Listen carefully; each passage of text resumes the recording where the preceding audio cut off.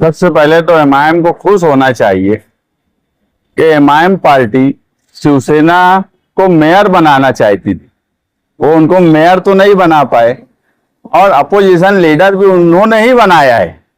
जिस तरह से मेयर इलेक्शन में एमआईएम ने छचन किया और जिस तरह से मालेगांव शहर के नदी के इस पार के लोगों को धोखा देने की कोशिश कर रहे थे, ये तो अल्लाह का एहसान है कि मालेगांव सेकुलर फ्रंट मुत्तहिद होकर एक इत्तेहाद के साथ डटा रहा।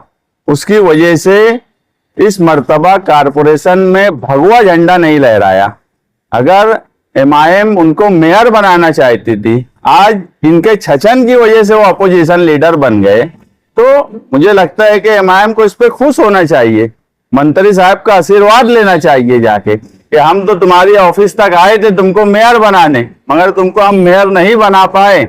आज अपोजिशन लीडर बन गए तो जाके उनकी ऑफिस पर, जिस ऑफिस पर मौजूदा एमएलए मुफ्ती इस्माइल साहब, गठ नेता और मजलिस के जिम्मेदारान, ये मीडिया तमाम यहाँ बैठी है, मेयर इलेक्शन से पहले उस ऑफिस पर सर झुकाने के लिए गए थे, उनको मेयर बनाने के लिए गए थे।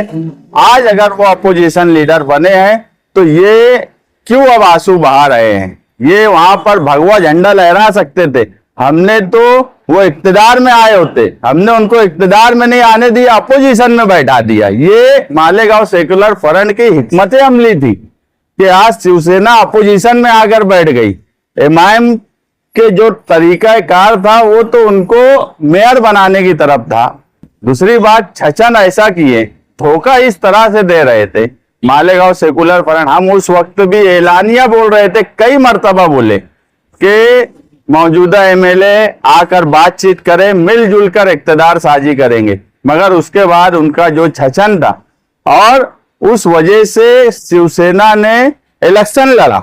इनके ही बोलने पे इलेक्शन शिवसेना ने लड़ा मेयर का, क्योंकि शिवसेना कभी मेयर का इलेक्शन नहीं लड़ती थी। शिवसेना को यह भरोसा था कि एमआईएम उनके साथ रहेंगी, इसलिए शिवसेना ने मेयर के इलेक्शन में फॉर्म भरा और एमआईएम को, जिसको खुद मेयर का इलेक्शन लड़ना चाहिए था, अगर वो हमारे साथ नहीं थे, जिनको खुद मेयर का इलेक्शन लड़ना चाहिए था, अगर 21 लोग इनके साथ थे, 18 लोग शिवसेना के साथ थे, फिर मुझे बताओ एमआईएम ने मेयर के इलेक्शन में हमारे सामने उम्मीदवारी क्यों नहीं की?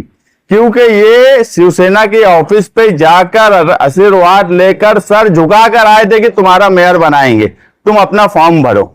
ये उनकी चालबाजी की वजह से एक्टिव अपोजिशन के रूल में शिवसेना आ गई।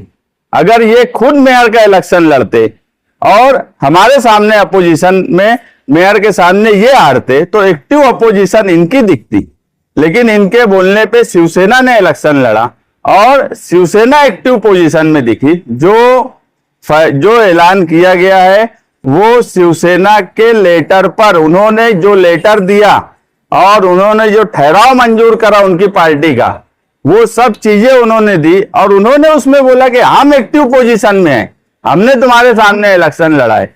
इस वजह से उनको अपोजिशन लीडर दी गई और मैं फिर दोबारा बोलूंगा कि एमआईएम को खुश होना चाहिए और जाकर मंत्री साहब का आशीर्वाद लेना चाहिए।